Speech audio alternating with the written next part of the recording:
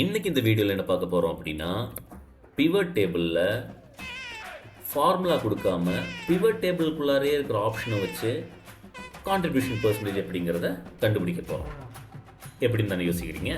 வாங்க வீடியோக்குள்ளே போகலாம். ஒரு விஷயம் இருக்கு, ஆனால் இல்லை.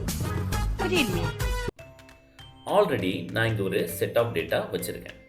இந்த டேட்டா என்ன சொல்லுது அப்படின்னா, எம்ப்ளாய் டீட்டெயில்ஸு, அது போக அவங்களோட ஆனுவல் சேலரி பற்றி பேசுது.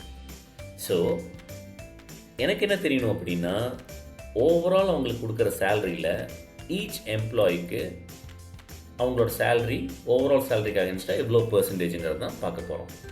ஸோ நான் என்ன பண்ணிட்டேன், இந்த ஆனுவல் சேலரிங்கிற டேட்டாவே 2 தடவை உள்ளே கொண்டு வந்துட்டேன் பிவட் டேபிளில்.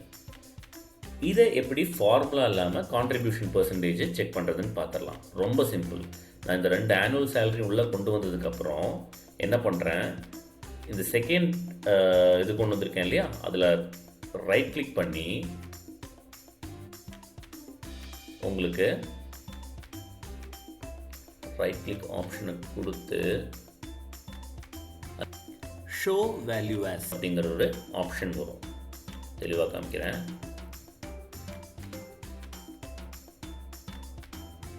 ரைட் கிளிக் பண்ணி ஷோ வேல்யூ வரீங்க அப்படின்னா உங்களுக்கு பர்சன்டேஜ் ஆஃப் காலம் டோட்டல் அப்படின்னு இருக்கா, அதை கிளிக் பண்ணிங்க அப்படின்னா ஃபார்முலா எதுவுமே இல்லாமல் உங்களுக்கு டைரெக்டாக கான்ட்ரிபியூஷன் பர்சன்டேஜ் கிடச்சிடும். அதாவது இந்த ஃபர்ஸ்ட் எம்ப்ளாயோட இந்த ஆனுவல் சேலரி டோட்டல் சேலரிக்கு அகேன்ஸ்டாக 0.38%. ஸோ இன்ஸ்டெட் ஆஃப் மேனுவலாக அதில் ஃபார்முலா வெளியில் போட்டு அதை மிஸ்அப் பண்ணாமல் நமக்கு இப்படி ஈஸியாக ஆட்டோமேட்டிக்காக கிடைக்கிற மாதிரி பண்ணிக்கலாம். ஹோப் இந்த வீடியோ பிடிச்சிருக்குன்னு நினைக்கிறேன். மறக்காமல் நம்ம சேனலை சப்ஸ்கிரைப் பண்ணி ஷேர் பண்ணி லைக் பண்ணிடுங்க.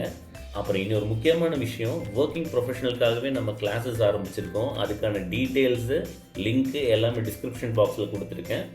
அதில் ஆக்சஸ் பண்ண முடியல அப்படிங்கிறவங்க டிஎம் பண்ணுங்கள். கண்டிப்பாக உங்களுக்கான லிங்கை ஷேர் பண்ணுறோம். தேங்க்யூ.